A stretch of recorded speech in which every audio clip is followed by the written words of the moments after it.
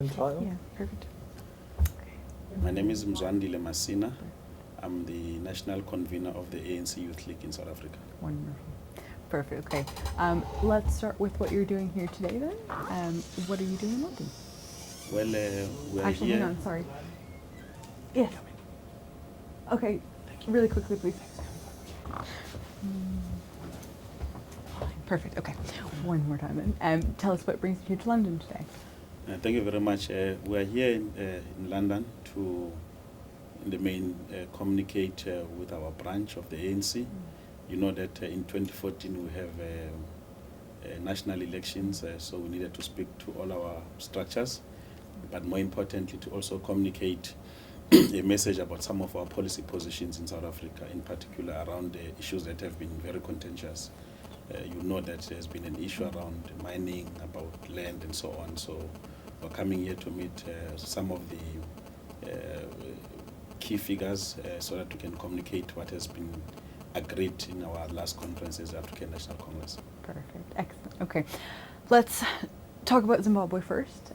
So obviously we've seen kind of these African observer groups saying that the elections in Zimbabwe were free and fair. But at the same time, others are saying that the polls were corrupted and that actually they weren't free and fair. So what's your opinion? Kind of how do you think things played out in the elections that just happened? Well, when I landed here, we spoke to some of the people of South Africa who are observers in Zimbabwe. The indication we're getting is that the elections were free and fair, so we'd like to believe them as the official deployees of the Republic in Zimbabwe. We are waiting for the final results. As you know that in the next 5 days from today, they will announce the presidential results. So far, only the local and National Assembly results have been announced, because for the first time Zimbabwe is doing what is called harmonized elections.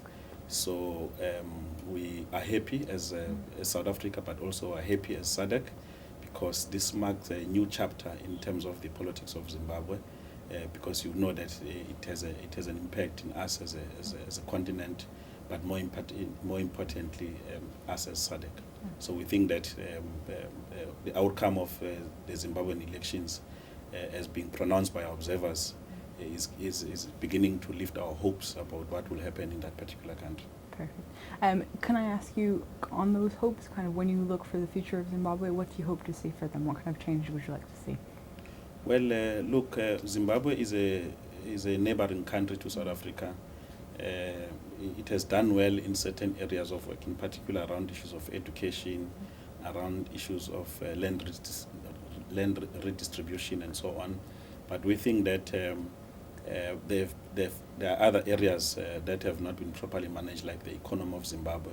You know that the currency of Zimbabwe is not really offering us any hope as South Africans, and we think that the Zimbabwean government, through the will of the people, should be able to assist to stabilize economically that particular country. And we think that that is one area. But secondly, you know, the ongoing political turmoil in Zimbabwe is not good for the continent, as we are moving towards a stable democracy throughout the continent. So we think that it's a good step that we have Zimbabwe that is stabilizing. For the first time that all observers are saying that elections were free and fair. And we want to call upon all the parties that contested elections, because we must just state that all parties contested, no one withdrew with the claim that there would have been other issues during the election. So our hope is that all the people who contested elections should be able to accept the outcome of the Zimbabwean election. Definitely progress. That's good. Perfect. Okay. Looking now to South Africa. So with the elections coming up next year, tell me a bit about what your role is going to be and what you'll be doing in the lead up to the elections next year. Yes, the Youth League in South Africa plays a very prominent role in supporting the ANC elections. You'll note that almost 6 million young people are not even registered to vote because they were born between 93 and 95, so they now qualify to vote. So our role is to craft messages that inspire them, so that they can continue supporting the African National Congress. We will continue playing that critical role. I think what is more important, the message that we are carrying across for the youth of South Africa is that we are fighting very hard for free compulsory education up to tertiary level. So every young South African who wants to see progress in the country but also wants to see personal progress will have to support the African National Congress, because only the ANC has delivered close to something, close to free education. You will know that in 1992, the whole country at the time had a budget of about R1 million for tertiary education. As of 2012, the budget for bursary schemes in South Africa is about 5.8 billion rand.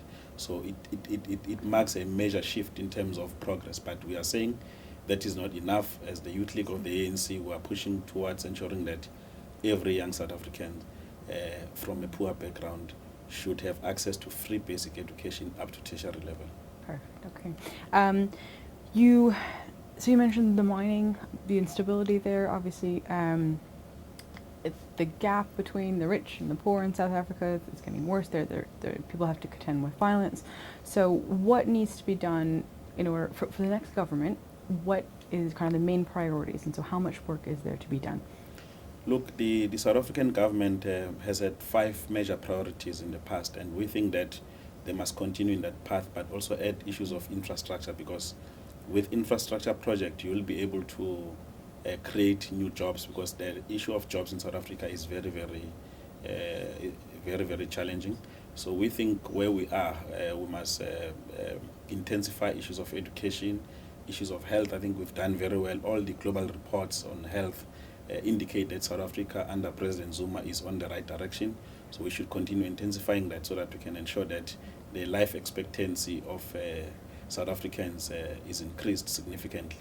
So on issues of crime and corruption, I think the ANC government is fighting very hard. Hence, you've seen a number of institutions, including Public Protector and other Chapter 9 institutions that are there to ensure that we fight crime and corruption in South Africa. Well, there are still incidences which are unfortunate, but we think that we're on the right direction in fighting crime and corruption in the country.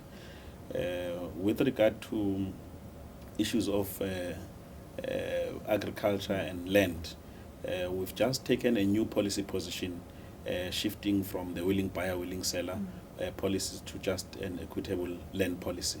What it means is that government at any time, in respect of Clause 25 of the Constitution, will be ensuring that while we expropriate land, we do so in a much more responsible way, but also we compensate for it. So, which is a major policy shift, and private investors need to be scared about how we are positioning the land issue in South Africa. With regard to the mines, as we are asking, you know, the ANC has agreed that there must be greater state intervention in the mining sector.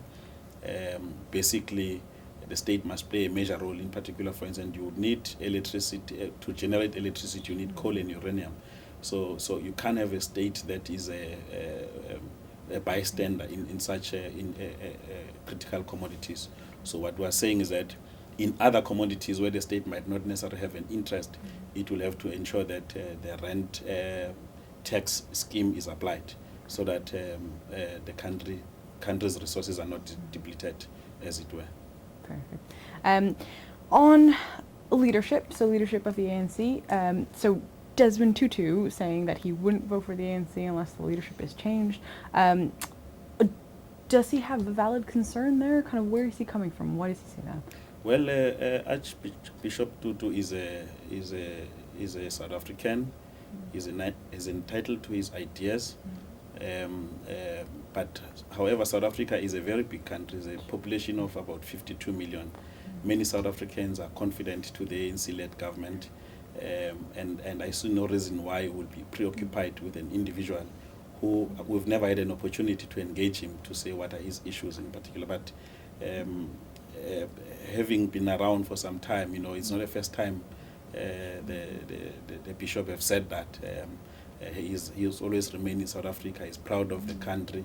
I would want to believe that there might be an issue or two that destabilize him. But what we've been saying as the ANC Youth League is that he must not discourage other South Africans who want to exercise their democratic right, because people died for this democracy to vote. So he must allow them in whatever way. But majority of South Africans, they have over time shown confidence in the ANC. And only the ANC has got policies that respond to the problems of South Africans. And I'm certain that after the elections, we will have Honorable Archbishop coming to embrace leadership of the country, because he's a true Democrat, I would want to believe. Perfect.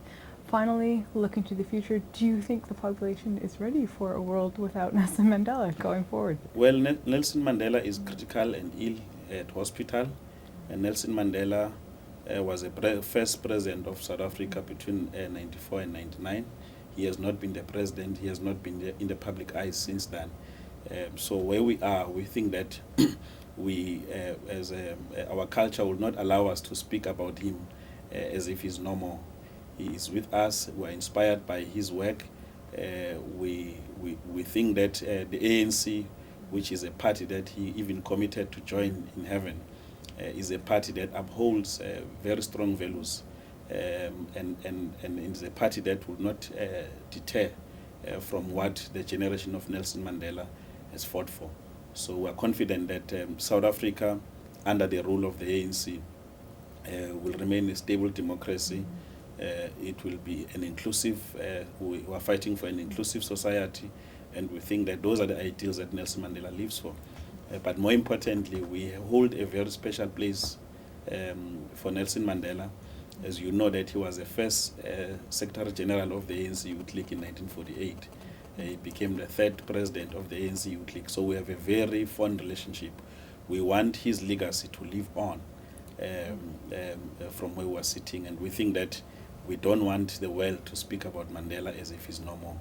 He is with us, he's critical, he's ill, he's old, he's 95 years old. We've just celebrated his 95th birthday in South Africa and the world, and people really appreciated who Nelson Mandela is, and we want to remember him as such, but not as a person who has passed on. So we are not thinking about South Africa without Mandela for now.